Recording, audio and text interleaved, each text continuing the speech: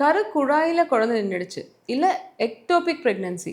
கர்ப்பப்பைய விட்டு கர்ப்பப்பையிலயும் நார்மலா தங்குற இடத்த விட்டு குழந்தை நின்னுடுச்சு. இத எப்படி கண்டுபிடிப்பாங்க? இதனால என்ன ப்ராப்ளம்ஸ் இருக்கு? ஸோ ஏர்லி பிரெக்னன்சி ஸ்கேன்ல ஒவ்வொரு டாக்டரும் முக்கியமா பார்க்குற ஒரு விஷயம் வந்து, குழந்தை நல்லா இருக்கான்றத பார்க்குறாங்க.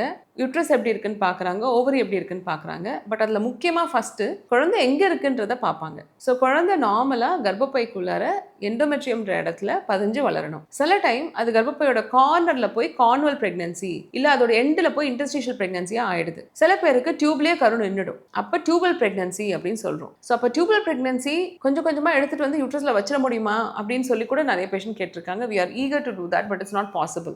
டாக்டர் சில பேர் கர்ப்பப்பையில குழந்தை தெரியல ஆனா பிளட்ல சீரம் பீட்டா ஆசிட் 2500க்கு மேல இருக்கு அப்படின்னா தான் நம்ம எக்டோபிக் பத்தி யோசிக்கிறோம். இன்னும் டீடைல்டா ஸ்கேன் பார்ப்பாங்க. தேவைப்பட்ட எம்ஆர்ஐ கூட பண்ண வேண்டியது இருக்கும். ஏர்லியா எக்டோபிக்கை கண்டுபிடிச்சிட்டா ரொம்ப அழகா அதுக்கு ஒரு காம்ப்ளிகேஷன் ஆகாம ட்ரீட்மெண்ட் மெடிக்கலா கூட கொடுக்க முடியும். If the doctor is getting calling for a beta HCG பார்த்து உங்களை பேபி எப்படி இருக்குன்னு பார்க்கணும்னு சொன்னாங்க இல்லை எக்டோபிக் சஸ்பெக்ட் பண்ணாங்கன்னா அவங்க சொன்ன டேட்டுக்கு கரெக்டாக போய் டாக்டர்ஸாக மீட் பண்ணுங்க. அப்போ தான் எக்டோபிக் ப்ரெக்னன்சி ஏர்லியாக டிடெக்ட் பண்ணி we can come out of the bigger complications.